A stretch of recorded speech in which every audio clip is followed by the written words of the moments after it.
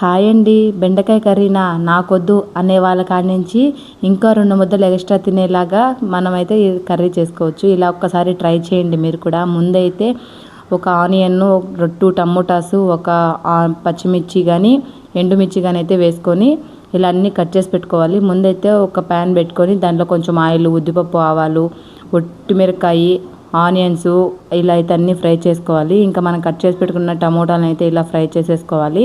ఇందులోకి కొంచెం ఉప్పు, పసుపు అయితే యాడ్ చేసుకోవాలి. ఎందుకంటే బాగా టమోటాలని గట్టిగా లేకుండా కొంచెం మెత్తగా ఈజీగా అయితే ఉడికిపోతాయి. ఇంకా ఇలా అయితే మనము చిన్న సైజులో, నిమ్మకాయ సైజులో అయితే చింతపండు అయితే నానబెట్టుకున్నాం కదా, ఇలా అయితే దాన్ని బాగా నాననివ్వాలి. ఇలా ముందైతే మనం కట్ చేసి పెట్టుకున్న బెండకాయలను అయితే దీంట్లో వేసుకొని బాగా ఉడకనియాలి. ఫ్రై అయినాయనుకో ఆయిల్లో చాలా బాగుంటాయి టేస్ట్ అయితే.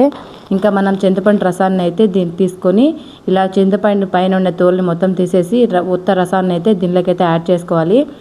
ఇంకొన్ని వాటర్ కావాలంటే యాడ్ చేసుకొని బెండకాయలు ఉడికేంత వరకు మనకి ఎన్ని వాటర్ కావాలో అన్ని వాటర్ చూసుకొని వేసుకోవాలి.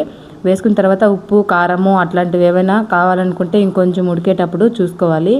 ఇలా వాటర్ వేసిన తర్వాత మూత అయితే పెట్టేసుకోవాలి. ఒక 2 మినిట్స్కి అయితే బాగా ఉడికిపోతాయి. ఉడికిపోయిన తర్వాత దీనిలో కొంచెం ధనియాల పొడి, గరం మసాలా, చికెన్ మసాలా అయితే వేసేసుకొని ఒక 2 మినిట్స్ కానీ 5 మినిట్స్ కానీ బాగా ఉడకనివ్వాలి. బెండకాయ ఉడికిందో లేదో చూసుకొని గ్యాస్ అయితే ఆఫ్ చేసుకోవాలి. ఇలా అయితే కర్రీ అయితే ఈజీగా ప్రిపేర్ అయిపోతుంది. ఈ వీడియో మీకు ఎలా అనిపించిందో కామెంట్ చేయండి. Thank you for watching. Please do